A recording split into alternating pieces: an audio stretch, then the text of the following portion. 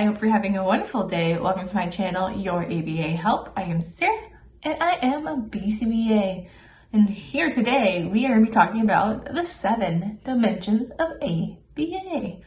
These ones I love. They're such a guiding compass to our field. Everybody knows about them. Everybody spends so much time studying and remembering these ones. So we're going to go through them, we're going to talk about them, and we're going to get comfortable. We're going to be confident. We're going to be ready for that exam. Before we get started, everybody, I just want to let you know that I have a Patreon link in the description box. Please check it out. There's lots of fun materials. I'm getting ready to upload that fluency video that I was talking about.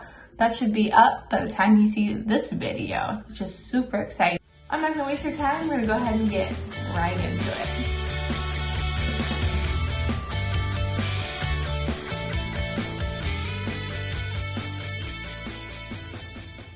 Welcome to podcast number 3. Today we're going to be talking about the 7 dimensions of ABA. So buckle in, get ready. If you're new to studying ABA terms and, prepping for this big exam, I definitely recommend learning mnemonics or acronyms or just funny little ways to say things. So there's so much information. It's going to be so helpful to you. And like I recommended in the first podcast, guys, I definitely recommend saying these things to yourself out loud, talking to yourself, asking yourself questions. Make sure you can explain it to your steering wheel. 2 acronyms that are most popular when it comes to the 7 dimensions is GET, A, CAB. That is GETACAB. Get a cab. The other one is BAT cage. BATCAGE.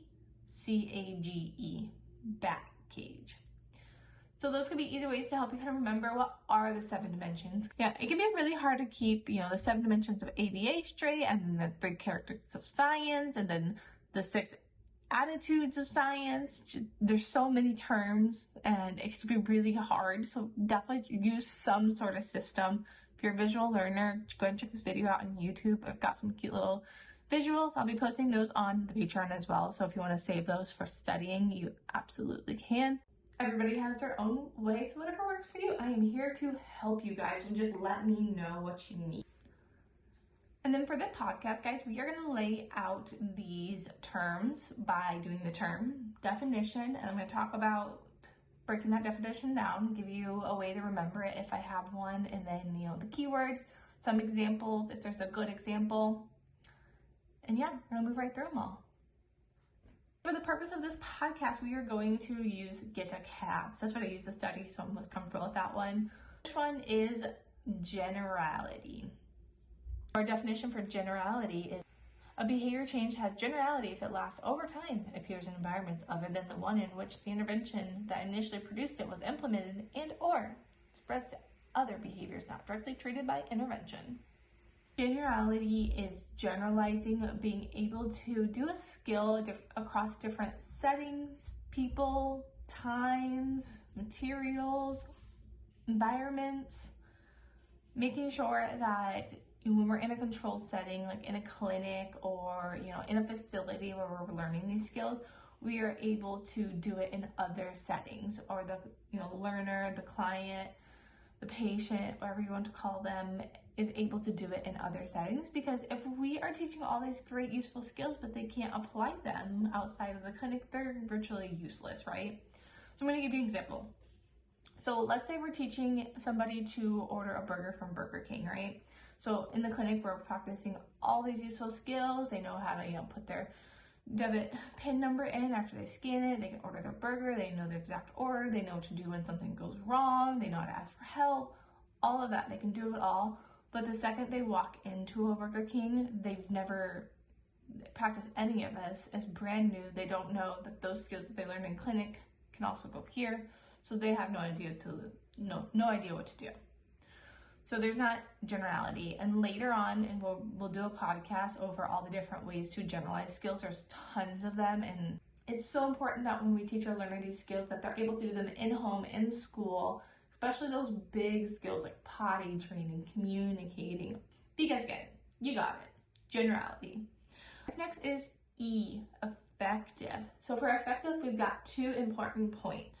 So Effective and effective application of behavioral techniques must improve the behavior under investigation to a practical degree. It must impact behavior and be socially important, and it is the skill that we're teaching, or whatever mechanism we are trying to impose on our learner. And then number 2 is noticeable change. So this one is really important. If we are making these really small, wins with our learner, that's one thing. So if we have a learner that's struggling in certain areas and we're making these small wins, great. But if we are making these bold claims and saying, we're making incredible progress, but there's no real noticeable change, it's not really benefiting the learner, it's not socially significant for them, then what are we doing? I'm going to give you an example. So if we are trying to teach a child to drink water in big gulps rather than little sips, is that really that big of a deal? No, it's not really socially important whether they drink, from a straw or if they drink from the cup. You're gonna have to get some input from OT and speech and what they believe is best for that learner. But we have to consider, is it socially significant? Is teaching a child to tie their shoes versus just wearing Velcro shoes for the rest of their life because they just really struggle with those gross motor skills? Is that really socially important what we're teaching them? Like, we spend years teaching them to put the toilet seat down. Are we really spending our time in a valuable way? This is the hill that I will definitely die on. I see a lot of times BCBAs just get really bent on wanting to teach a certain thing because they teach all kids that, and they feel it's just so important, when in reality, it's not that important. The kid doesn't really need to know it. So the way I can remember this one is, our effects as a BCBA need to be effective. This is a little saying for you.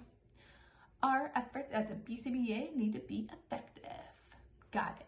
Cool. Up next on Get to CAB, we got the T for technological. Definition for technological: a study in applied behavior analysis is technological when all of its operative procedures are identified and described with sufficient detail and clarity, such as the reader has a fair chance to replicating the application with the same results. Technological is recipe, step by step. Can it be repeated? Can the other person do it? Is what we want to know for this one.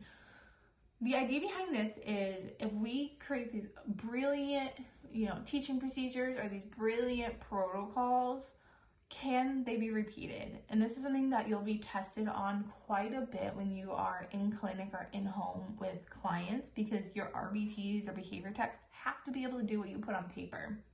So one of my favorite things to do is I will have one of my senior staff read what I put out before I put it out, because for me, with behavior analytic brain, it makes sense. Like, I put steps 1 through 8 and I get it, but can the person that's going to be implementing get it? Do they understand it? Does it make sense? Am I missing stuff? So am I imagining that this is naturally what you would do, but the RBT, that's not what they would do. So making sure the things that we put out are clear, easy to follow, are step by step, like a recipe.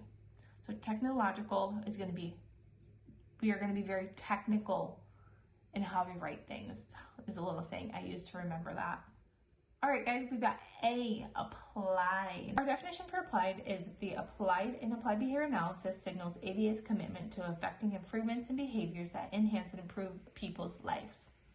For applied, it needs to impact the person's life, so in a positive way. So what we're doing needs to have a positive impact. I often will get effective and applied mixed up, and we're going to talk later about how to tell the difference between those. For applied, we want what we are teaching the client, child, whoever, to be socially significant and improve their life. We are looking at them and making sure that they are getting the benefit.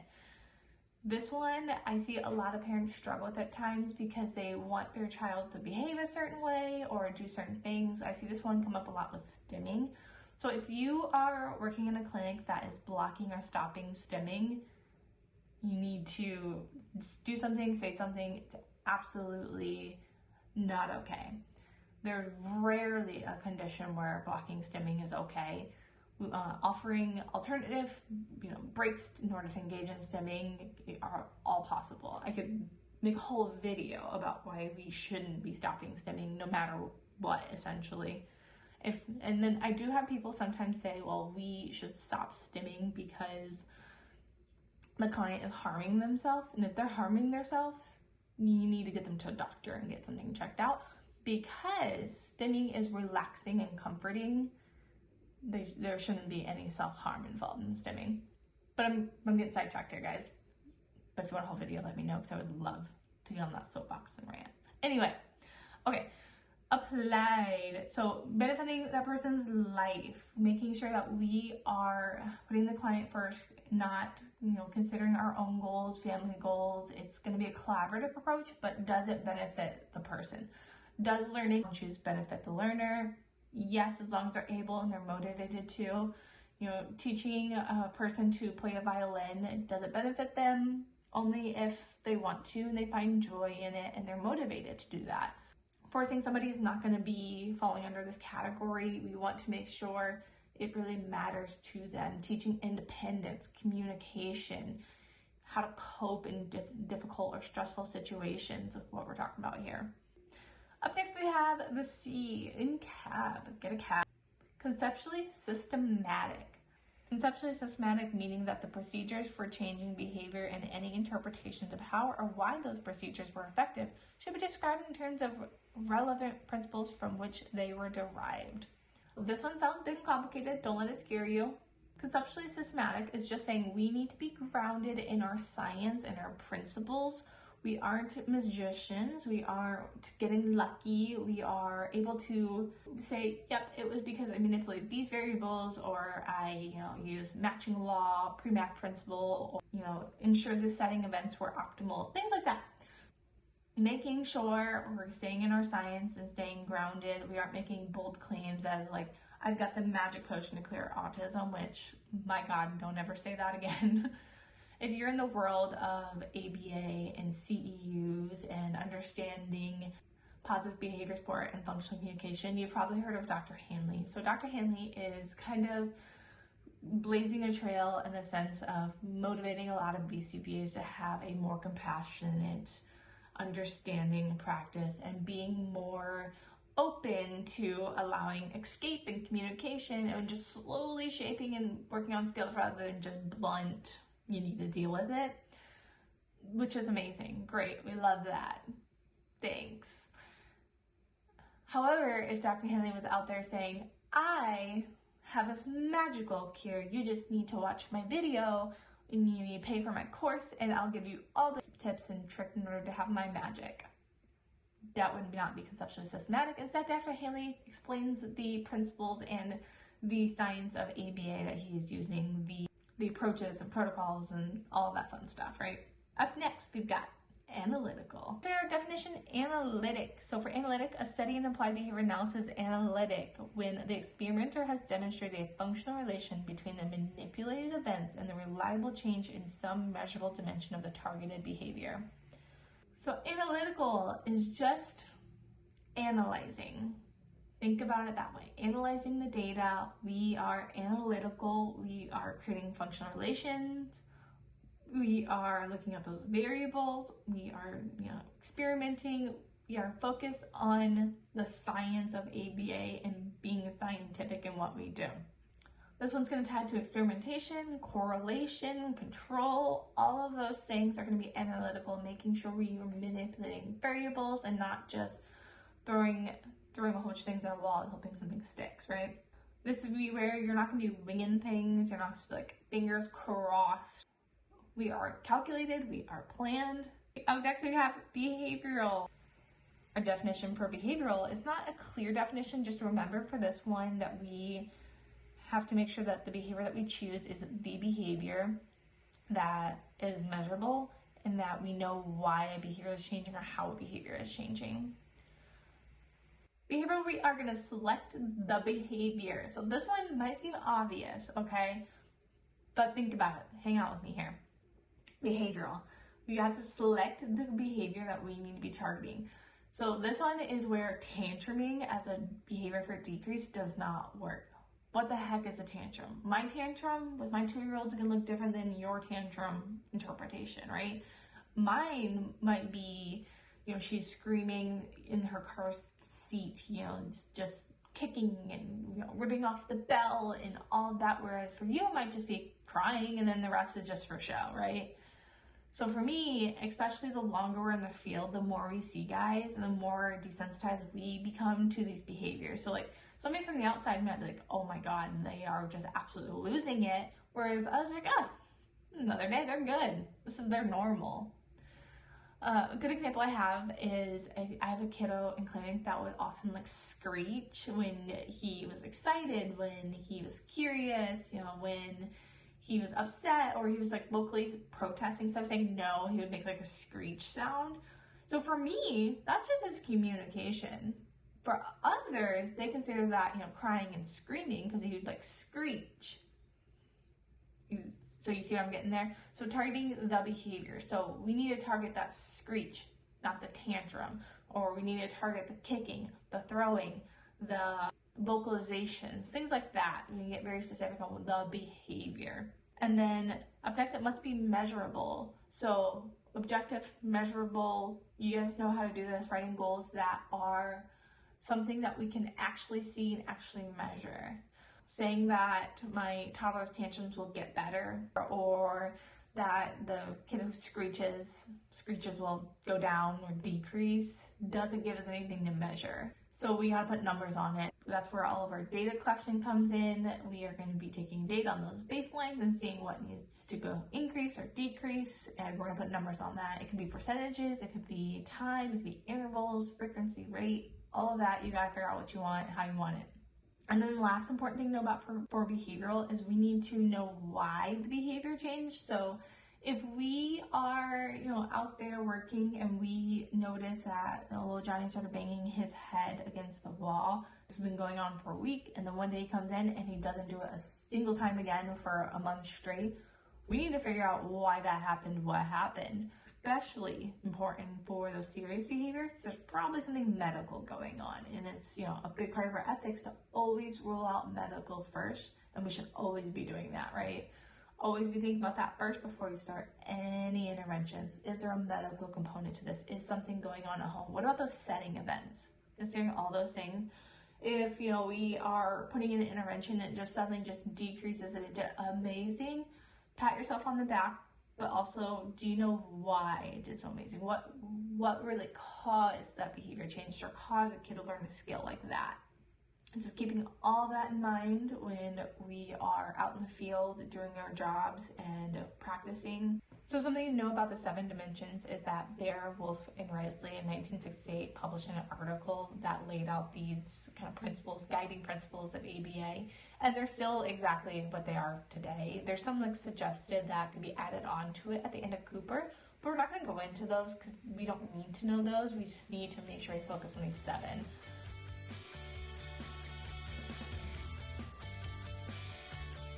All right, last thing, we're going to talk about the difference between a few terms that kind of seem like they overlap, so I wanted to clarify those for you guys.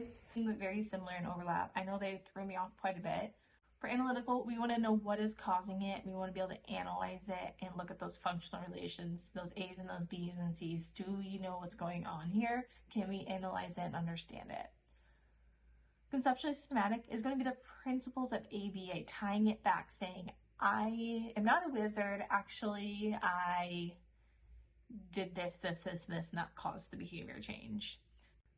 So a lot of the parents are just the most wonderful people in the world. I work with a lot of little nuggets. So parents will be like, oh my God, you're amazing. How'd you do that? And if I just went, I got the secret sauce, that's not conceptually systematic.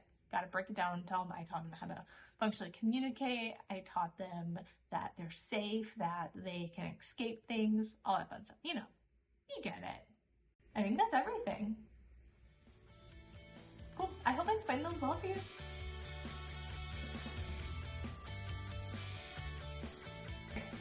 Getting ready for your little pop quiz. I know you know it's coming at this point. I've got my imaginary gold star for you when you get all of these right. So, or actually, And I'll put on my Patreon a giant gold star for you. If you get all these right, you can save it for yourself and say, I am doing it, I am getting this, I am memorizing all of this, which is huge, guys. There's so many things to memorize. If you've been listening from podcast 1, 2, 3 at this point, you are killing it. You are working hard, you're grinding, you are going to pass that exam, okay? So we're gonna do this quiz. Are you ready? Of course you are. Let's start by you telling me, think of the acronym you want. You're gonna tell me all 7 of the dimensions of ABA. You ready? Go.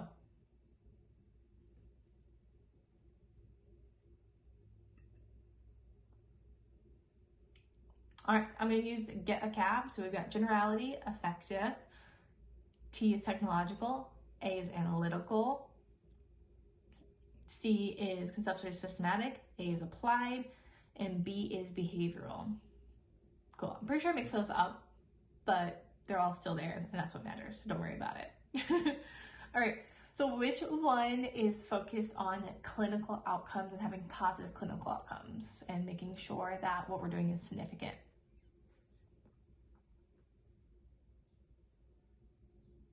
Effective. Yep.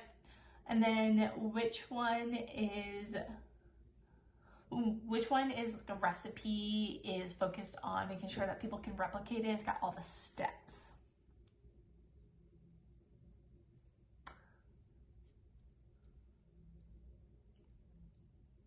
Got technological. There you go.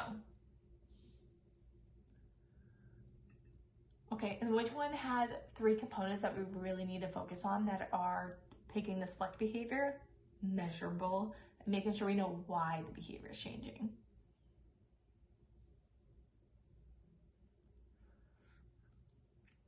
Behavioral. Okay, I'm gonna ask you 2 more questions.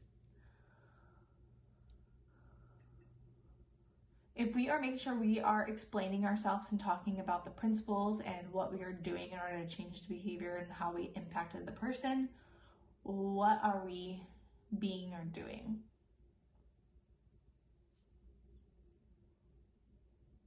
Conceptually systematic.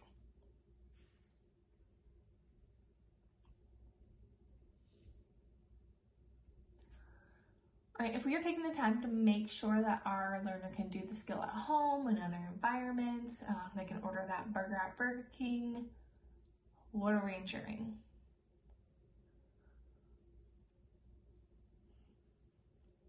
Generality, you got it. Okay, I think that's everything I have for you guys. All right, that is everything that I have for you guys. I hope you enjoyed the 7 dimensions, 7 characteristics of ABA. Is a good time, right?